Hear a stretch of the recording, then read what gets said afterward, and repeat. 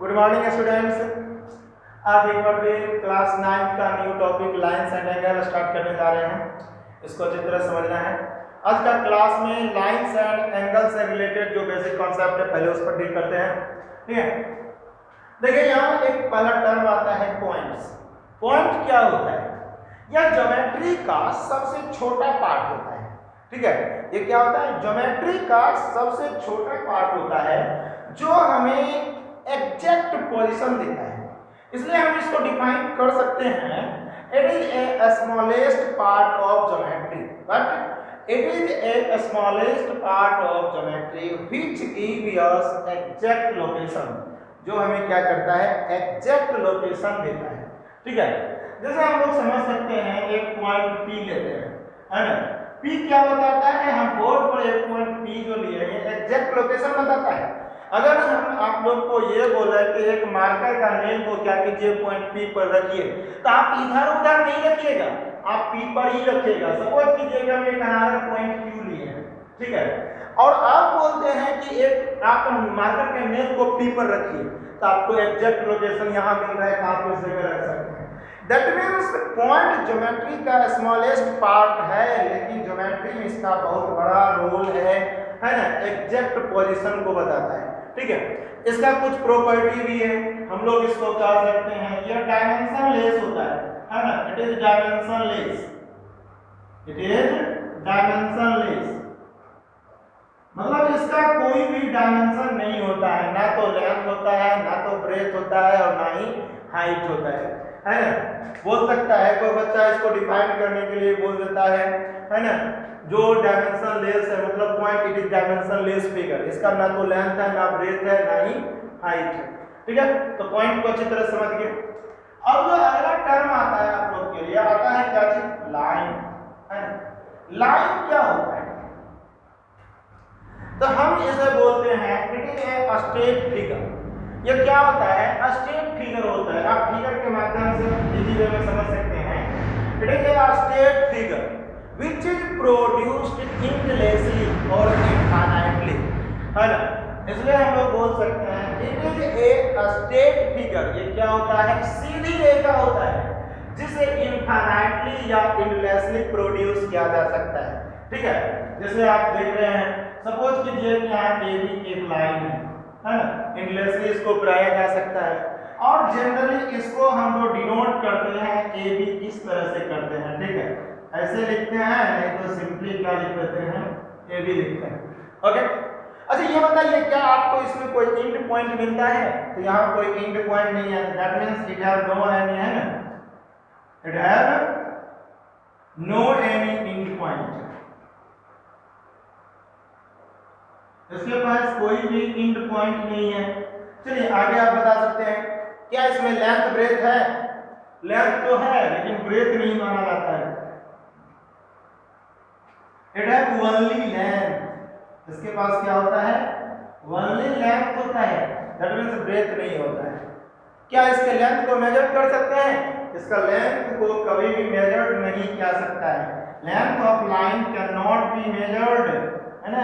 कह सकते हैं length of line can not be measured, है। लेंथ ऑफ लाइन को कभी भी मापा या नापा नहीं जा सकता है। तो ये सारा चीज क्या था? लाइन का प्रॉपर्टी। अब अगला टर्म एक चीज आप समझने का प्रयास कीजिएगा। अगला टर्म आप लोग के लिए आता है रे, है ना। रे क्या होता है? और रे से पहले आप लाइन सेगमेंट को समझिए तो बेस्ट होगा, है ना। लाइन सेगमेंट, देखिए लाइन सेगमेंट क्या होता है? It is A part of A line. हम लोग बोल सकते हैं लाइन सेगमेंट को it is A part of A line. Line का ही कोई खास पार्ट को क्या कहते हैं? लाइन सेगमेंट कहते हैं। एक लाइन को ब्रेक करके इनफाइनाइट लाइन सेगमेंट ऑब्टेन किया जा सकता है। ठीक है, आप इसको डिफाइन करने के लिए ये भी बोल सकते हैं कि पार्ट ऑफ लाइन। आप ये भी बोल सकते हैं it is a straight figure which have two end point. Define अगर करना हो तो आप लिख सकते हैं it is a straight figure which have two end point, है ना। जैसे आप लोग को समझने के लिए यहाँ बता सकते हैं, जैसे ये एक लाइन अब इसको नामित कर दीजिए PQ। ठीक है, लाइन सेगमेंट तो है ही नहीं, क्या इसमें एंड पॉइंट है कि नहीं? एंड पॉइंट तो है ना। इसका प्रॉपर्टी क्या लिखा सकता है ये भी आप बता दीजिए। पहला बात तो इसको हम लोग डिनोट करते हैं कैसे? इट इज डिनोटेड एज, देखिए इस तरह से इसको डिनोट किया जाता है सिंपली। ठीक है, लाइन सेगमेंट कैसे लिखा जाता है?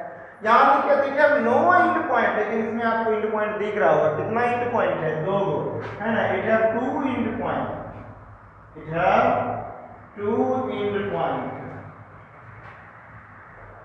ठीक है, इट हैव 2 एंड पॉइंट, है ना।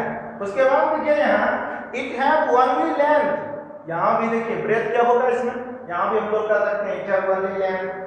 चलिए अगला आप बता सकते हैं क्या इसका लेंथ को मेजर कर सकते हैं, है ना। डेफिनेट लेंथ है इसलिए लेंथ को मेजर किया जा सकता है।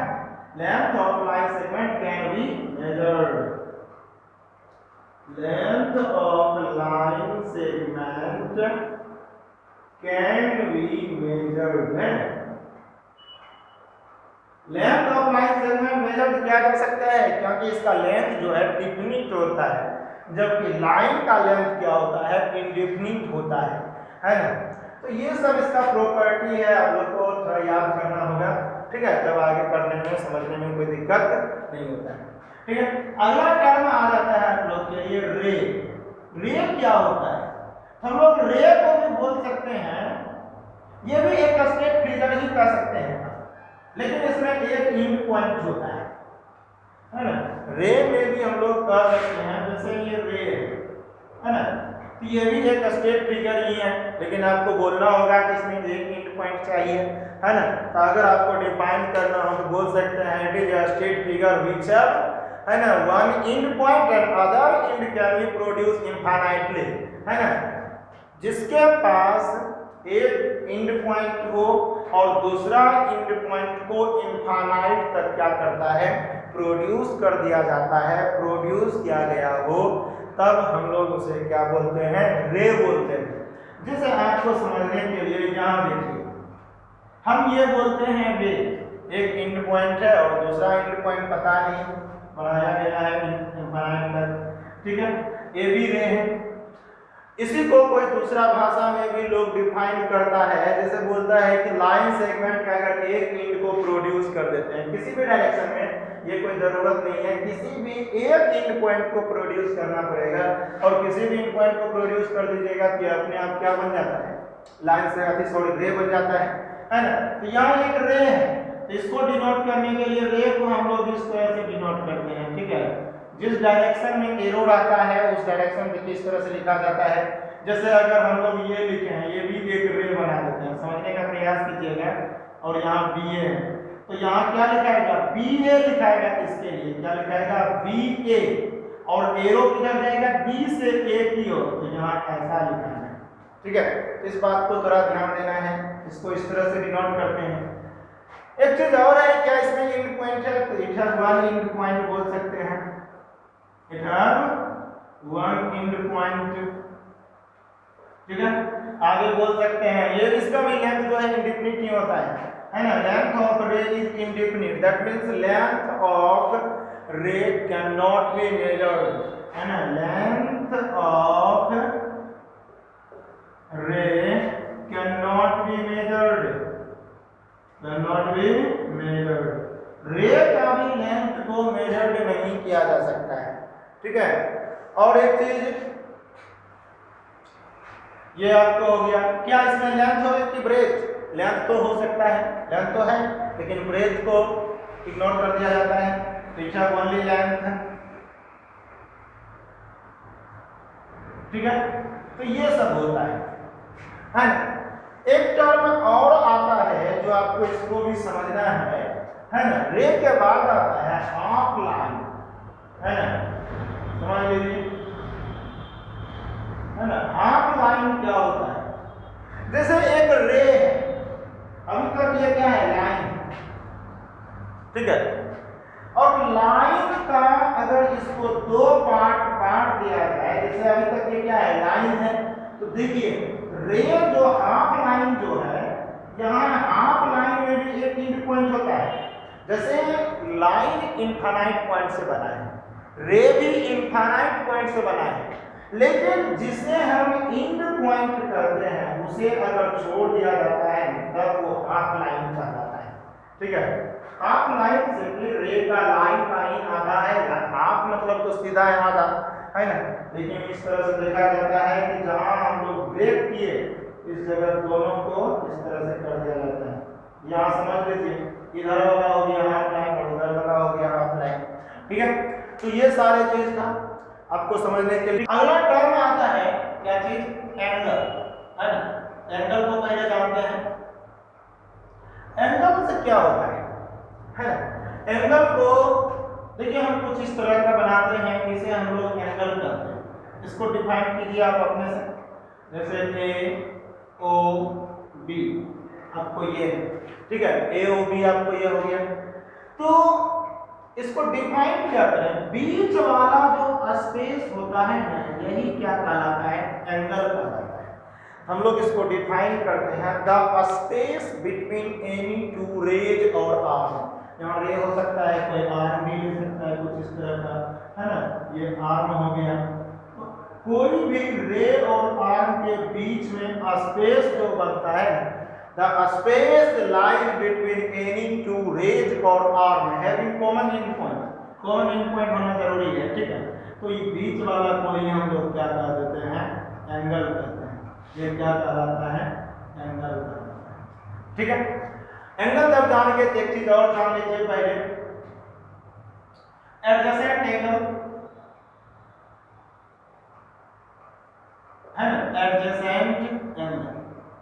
एडजेसेंट एंगल क्या होता है तो देख लीजिए आप, समझ यहाँ से, ये दोनों एंगल को हम लोग बोल सकते हैं एडजेसेंट एंगल, है ना। एक एंगल ये हो गया, दूसरा एंगल ये, है ना, और ये भी एंगल एडजेसेंट ही है,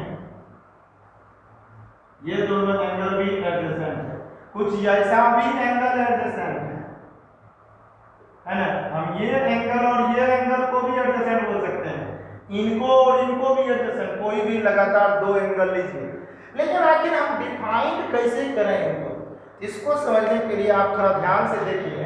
पहला बात तो ये है कि एडजेसेंट एंगल में सेम वर्टेक्स होना चाहिए, दोनों एंगल का वर्टेक्स क्या होना चाहिए, सेम होना चाहिए। और दूसरा बात ये है कि रे और आर्म क्या होना चाहिए, एक कॉमन होना चाहिए, है ना, एक कॉमन होना चाहिए। इसी को हम लोग कहते हैं two angle which have same vertex, है ना, same vertices and having common ray और आर्म। उसमें एक कॉमन रे और आर्म भी होना चाहिए, तब हम लोग उसे क्या कहेंगे, एडजेसेंट एंगल, है ना। जैसे ये दोनों आप समझ सकते हैं यहाँ से, ओके। तो ये सब क्या कहलाता है, एडजेसेंट एंगल, है ना। कुछ नोट करके लिखना है। ऐसे कंप्लीट एंगल को अगर देखते हैं तो समझिएगा, है ना, इसे हम लोग कंप्लीट एंगल को थोड़ा जानते हैं एक बार। इसे हम लोग कहते हैं कंप्लीट एंगल, है ना। जब 360 डिग्री किसी एंगल का मेजर हो जाता है हम लोग क्या बोलते हैं, कंप्लीट एंगल, ठीक है। और ये तो आप जान ही गए, थोड़ा सा नोट करके इसको दिमाग में आपको रखना होगा, है ना। 1 डिग्री इक्वल टू जो होता है 60 मिनट होता है, और मिनट को सिंपली हम इस तरह से लिखते हैं, है ना, ज्योमेट्री में। और दूसरा 1 मिनट इक्वल टू, तो आप जानने करते हैं कितना हो जाता है, 60 सेकंड होता है। इसको जब कुछ प्रॉब्लम डिस्कशन करेंगे तो आपको ध्यान में रखना होगा, ठीक है। आगे जो अब डिफाइन करना है वो काइंड्स ऑफ एंगल, है ना, काइंड्स ऑफ एंगल। देखते हैं काइंड्स ऑफ एंगल को।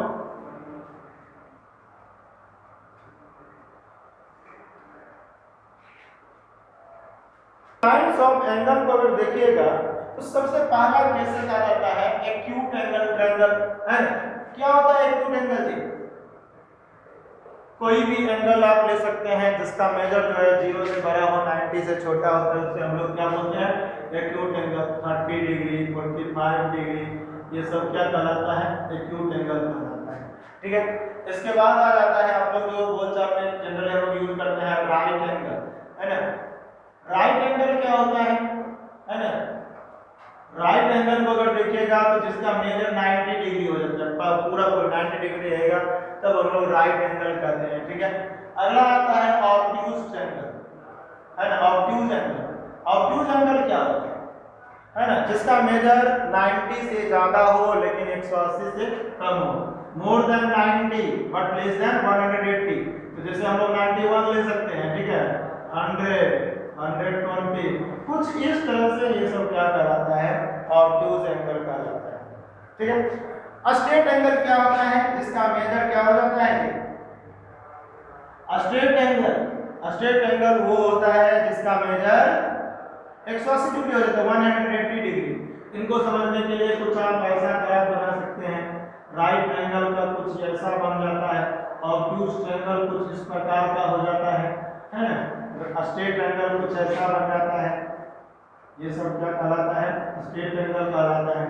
इसके बाद जो आता है कंप्लीट एंगल, तो बताएंगे जिसका मेजर 180 डिग्री हो जाए, है ना, sorry 360 degree, 360 degree. Complete angle भी बताए थे। कंप्लीट एंगल इसे कहते हैं जब उसका मेजर कितना हो, 360 डिग्री पूरा, है ना, इस तरह का। ये जो बना 360 डिग्री, अब इसे क्या कहेंगे, कंप्लीट एंगल। ठीक है, अगला आ जाता है हम लोग को रिफ्लेक्स एंगल, है ना। रिफ्लेक्स एंगल क्या होता है ना, रिफ्लेक्स एंगल वो होता है जिसका मेजर 180 से ज्यादा हो, है ना, मोर देन 180 डिग्री, है ना, बट लेस देन कितना होना चाहिए, 360 डिग्री, है ना। अगर इस तरह से होगा तो जैसे हम लोग लिख सकते हैं 181 डिग्री रिफ्लेक्स एंगल कहलाता है। ठीक है, मतलब कोई भी आप ले सकते हैं 270 डिग्री। एक चीज और है, कोई भी अगर 180 डिग्री से कम दिया रहता है तो हम उसका रिफ्लेक्स एंगल निकाल सकते हैं, है ना। लेकिन जो रिफ्लेक्स एंगल खुद है उसका रिफ्लेक्स एंगल क्या निकालिएगा। जैसे क्वेश्चन आता है कि find the reflex angle of 30 degree, है ना, 30 डिग्री का रिफ्लेक्स एंगल क्या होगा। तो रिफ्लेक्स एंगल इसका देखा जाए तो क्या हो जाएगा, 360 डिग्री में, है ना, 30 डिग्री को घटा दीजिए, है ना, जो बचेगा वो क्या हो जाएगा, इसका रिफ्लेक्स एंगल हो जाएगा। तो रिफ्लेक्स एंगल निकाल सकते हैं, कोई भी एंगल दिया रहे, है ना, जो खुद रिफ्लेक्स हो उसका रिफ्लेक्स नहीं निकालना है। ठीक है, तो आपको ये चीज था। एक होता है जीरो एंगल, जिसका मेजर 0 डिग्री हो जाएगा, वो जीरो एंगल कहलाएगा। ठीक है, इक्वल एंगल क्या होता है जी, है ना, जब दो एंगल का वैल्यू इक्वल हो जाए तब हम लोग उसे इक्वल एंगल कहते हैं। ठीक है, एक टर्म और आया है बाइसेक्टर ऑफ एंगल। क्या चीज, बाइसेक्टर ऑफ एंगल, इसको भी समझिएगा। बाइसेक्टर ऑफ एंगल क्या होता है ना, बाइसेक्टर ऑफ एंगल।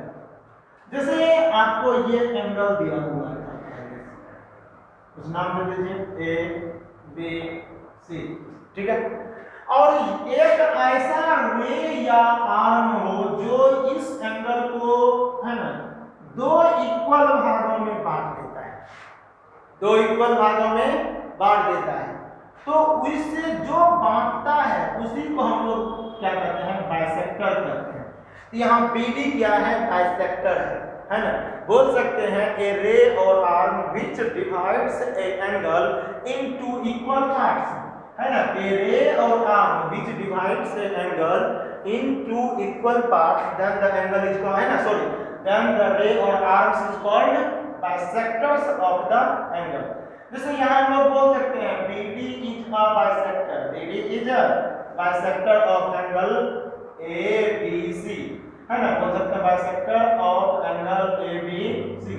और बाइसेक्ट करने के कारण ABD जो है इक्वल हो गया किसका, BBC का। ठीक है, एक चीज यहाँ ध्यान देना होगा आप लोग को, एंगल जब लिखते हैं हमेशा एंगल, जिस एंगल को डिनोट करना है उसको हम लोग बीच में देते हैं। ये बगल वाला जो दोनों आता है ये एडजेसेंट साइड को बताता है। जैसे AB और BD एडजेसेंट साइड बताता है। AB और BD क्या है, एडजेसेंट साइड जो एंगल को बनाया है। ठीक है, और एंगल जनरली क्या हमेशा बीच में ही रखते हैं, नहीं तो सिंपली एंगल B लिखेंगे। लेकिन यह क्वेश्चन ये आता है कि अगर सिंपली आप एंगल B लिखिएगा तो ये वाला एंगल है कि ये वाला है कि पूरा वाला है, तो यहाँ थोड़ा सा कंफ्यूजन हो जाता है। इसलिए जब कोई सेपरेटली हो, जैसे इस तरह का आपको मान के चलिए दे दिया जाए B, तो आप यहाँ सेपरेटली B लिखे तो ये बिल्कुल सही है। ठीक है, लेकिन यहाँ सही नहीं है, आपको यहाँ एडजेसेंट साइड के साथ में ही लिखना होगा। और आपको यहाँ जैसे इस एंगल का नाम देना होगा, आपको ये लिखना होगा ABD, या ये भी लिख सकते हैं क्या चीज, DBA, इसको इधर उधर कर सकते हैं, कोई फर्क नहीं पड़ता है, ठीक है। इसको लिखना है तो DBC लिखिए, नहीं तो CBD लिखिए। अब बड़ा वाला लिखना है तो ABC लिखना होगा, ठीक है। तो इस सब बात को ध्यान से, है ना, समझना होगा। अब अभी आप लोग को बता दिए हैं एडजस्टेंट एंगल। अब अगला टर्म जो आता है कॉम्प्लीमेंट्री एंगल। चलिए बताते हैं कॉम्प्लीमेंट्री एंगल क्या होता है।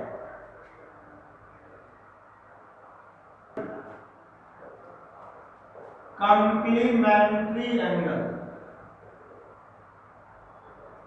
क्या होता है? कॉम्प्लीमेंट्री एंगल जब किसी भी दो एंगल का सम, है ना, 90 डिग्री हो जाता है तब उसे क्या कहा जाता है? Complementary angle.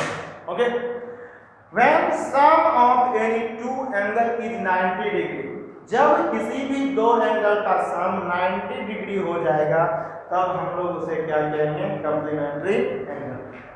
जैसे आप लोग को देखिए 30 डिग्री और 60 डिग्री, दोनों को ऐड कीजिए, कितना डिग्री होता है? कम, है ना, 90 डिग्री होता है, इसलिए एक कॉम्प्लीमेंट्री एंगल है।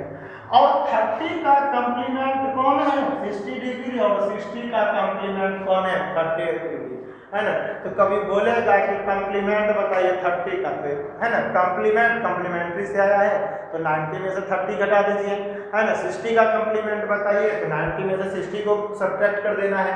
तो कुछ इस तरह से आप लोग बना लीजिएगा, ठीक है। अगला टर्म आप लोग के लिए आता है सप्लीमेंट्री एंगल, है ना। सप्लीमेंट्री एंगल, है ना, जब किसी दो एंगल का सम 180 डिग्री हो जाता है ना, जब किसी दो एंगल का सम क्या हो जाता है? 180 डिग्री, तब हम लोग उसे क्या कहते हैं? Supplementary angle. जैसे 60 डिग्री में कितना को ऐड कीजिए? 120 डिग्री ऐड कीजिएगा तो दोनों का सम 180 डिग्री आएगा, है ना। तो ये दोनों क्या है? सप्लीमेंट्री एंगल है। तो 60 का सप्लीमेंट कौन है? 120, और 120 का सप्लीमेंट कौन है? 60 डिग्री, ठीक है। तो आप लोग इस तरह से क्वेश्चन बना सकते हैं, ठीक है। इसको ध्यान से बनाना है। और कुछ क्वेश्चन जैसे कॉम्प्लीमेंट निकालने के लिए रहेगा तो आप कॉम्प्लीमेंट निकाल सकते हैं, सप्लीमेंट कहेगा निकालने के लिए सप्लीमेंट निकाल सकते हैं। एक क्वेश्चन आप लोग को बता के दिखाते हैं, बनाकर देखिए यहाँ। आप लोग से अगर ये पूछे कि 30 डिग्री का 60 डिग्री का कॉम्प्लीमेंट बताइए, तो आप लोग बहुत इजी वे में बना सकते हैं। कॉम्प्लीमेंट इसको निकालना है तो आप लोग कॉम्प्लीमेंट बिल्कुल निकाल सकते हैं। क्या होगा? 90 माइनस 30 डिग्री कितना हो जाएगा जी? 60 डिग्री। और इसका आपको क्या हो जाएगा? 90 माइनस 60 तो 30 डिग्री, है ना। सप्लीमेंट भी निकाल सकते हैं 180 डिग्री में समथिंग घटा के सब्ट्रैक्ट करके, तो ठीक है। लेकिन एक चीज हम बताना जो चाहते थे वो है, जैसे 30 कॉम्प्लीमेंट इसका निकालना हो 30 डिग्री 45 मिनट, है ना, 55 सेकंड, इसका कैसे निकालेंगे? तो इनको निकालने के लिए थोड़ा सा आपको इसमें ध्यान देना होगा। 90 में से ही ये भी सब्ट्रैक्ट होगा, ठीक है। 90 में से ही ये भी सब्ट्रैक्ट होगा, लेकिन अब 90 से आप क्या कीजिए? 1 डिग्री को निकालिए। अगर 1 डिग्री निकालेंगे तो कितना? ये कितना डिग्री हो गया? तो यहाँ 1 डिग्री निकल गया, और 1 डिग्री में कितना मिनट होता है? तो 60 मिनट होता है। 60 मिनट में से भी आप 1 मिनट को निकाल लीजिए, है ना। 1 डिग्री में 60 मिनट, हम 59 मिनट लिख दिए और 1 मिनट को बाहर कर देंगे, ठीक है। और 1 मिनट के बदले अब लिख देंगे 60 सेकंड। कुल मिलाकर ये कितना हो गया? 90 डिग्री हो गया, ठीक है। ऐसा इसलिए किया कि ये दोनों भी मिनट को मिनट के साथ और सेकंड को सेकंड के साथ सब्ट्रैक्ट कर सके, ठीक है, ऐसा।